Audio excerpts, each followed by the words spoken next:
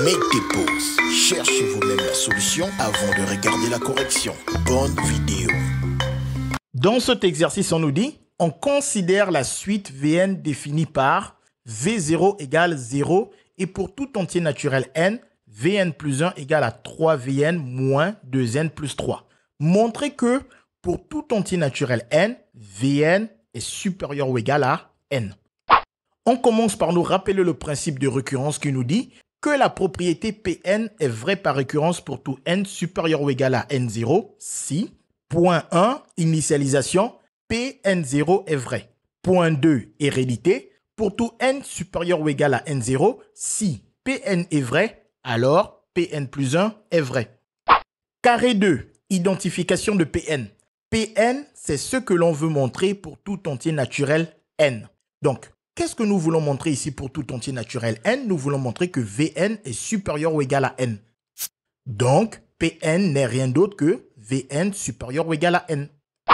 Carré 1, l'initialisation consiste à trouver le plus petit entier n0 à partir duquel Pn est vrai.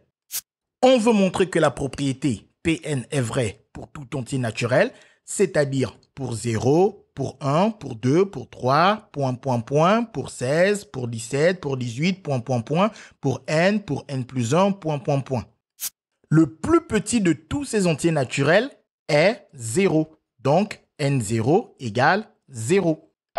Carré 2, l'hérédité qui consiste à montrer que P0 vrai implique P1 vrai, implique P2 vrai, implique implique Pn vrai, implique Pn plus 1 vrai.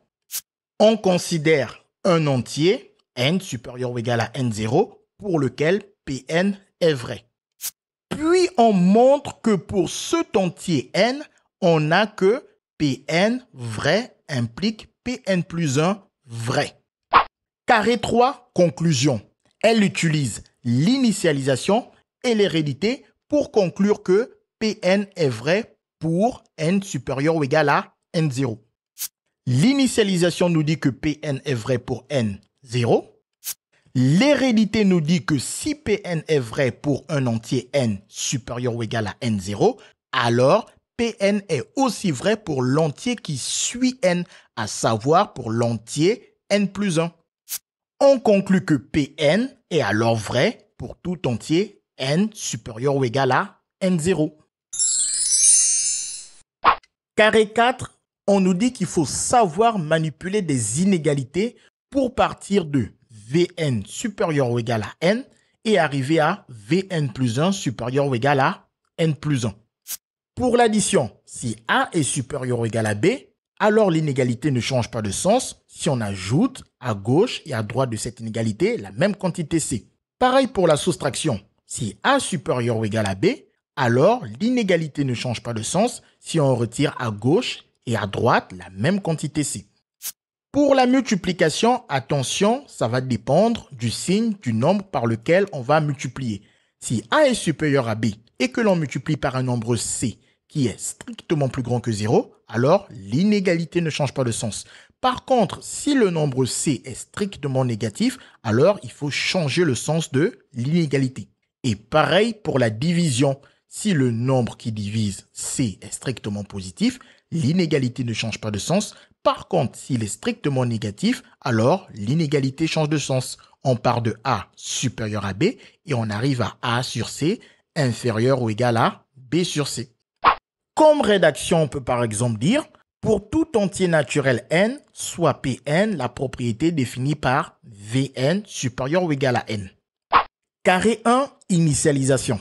Montrons que P0 est vrai, c'est-à-dire que V0 est supérieur ou égal à 0 est vrai.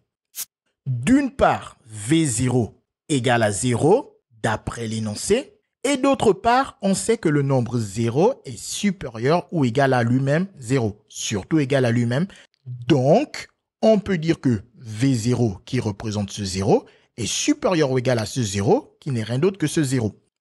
C'est-à-dire que Vn est supérieur ou égal à n est vrai pour n égale à 0. La propriété est donc initialisée pour n égale à 0. Carré 2, hérédité. pour tout entier naturel n, montrons que si Pn, c'est-à-dire Vn supérieur ou égal à n, est vrai, alors Pn plus 1, c'est-à-dire Vn plus 1 supérieur ou égal à n plus 1, est aussi vrai. En partant de l'hypothèse des récurrences, on a Vn supérieur ou égal à n d'après l'hypothèse des récurrences. Et ensuite, on multiplie à gauche et à droite de cette inégalité par 3. Et comme on a vu que si le nombre qui multiplie est strictement positif, alors l'inégalité ne change pas de sens. 3 étant strictement positif, alors l'inégalité conserve son sens. Ensuite, on retire la même quantité 2n de part et d'autre de cette inégalité. On a vu que retirer une même quantité c de part et d'autre d'une égalité ne change pas le sens de l'inégalité, ce qui explique pourquoi l'inégalité ici ne change pas de sens.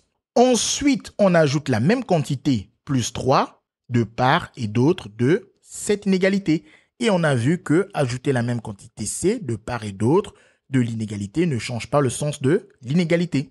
Il nous reste plus qu'à remarquer que le 3Vn moins 2n plus 3, d'après l'énoncé, c'est Vn plus 1. On le remplace alors par Vn plus 1. Et ensuite, en effectuant le calcul 3n moins 2n, ça nous donne un n qu'on écrit simplement n. Et on rajoute le plus 3. Et comme Vn plus 1 est supérieur ou égal à n plus 3, qui est lui-même supérieur ou égal à n plus 1, alors on peut dire que Vn plus 1 est donc supérieur ou égal à n plus 1. Donc, la propriété est héréditaire. Nous sommes partis de Vn supérieur ou égal à n et on est arrivé à Vn plus 1 supérieur ou égal à n plus 1, ce qui prouve l'hérédité.